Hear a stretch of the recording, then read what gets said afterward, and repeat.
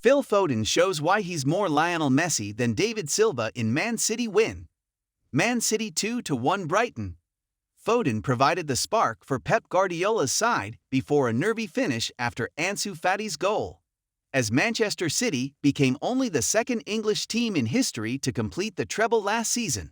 The remarkable feat somewhat passed Phil Foden by. Arguably the most gifted player to ever come through the City Academy, the very definition of a generational talent, had little impact as his boyhood club blew everyone who dared step in their path away last term.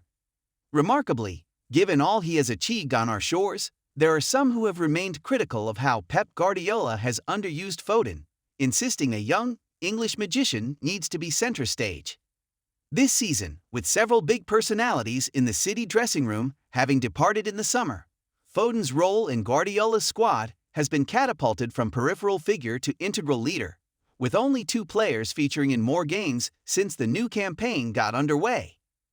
Like the rest of his City side, Foden faded badly in the second half of the champions' edgy 2-1 win over Brighton, but the damage had been done in the first half at the Etihad.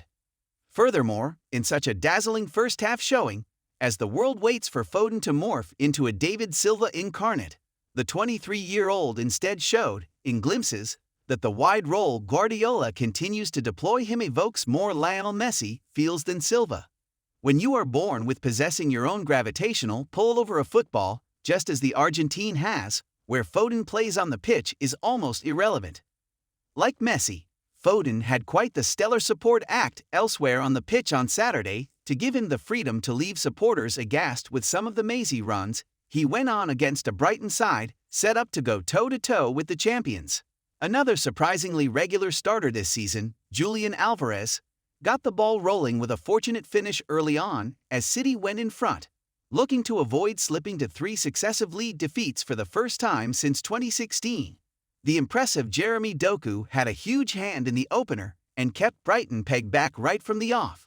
Much had been made of the heir apparent to the Guardiola throne, Roberto De Zerbi, planning to upset the apple cart further at the Etihad, but his team were not allowed any time on the ball to do their thing. Such was the hunger among the City ranks to get back to normality, winning games at a canter.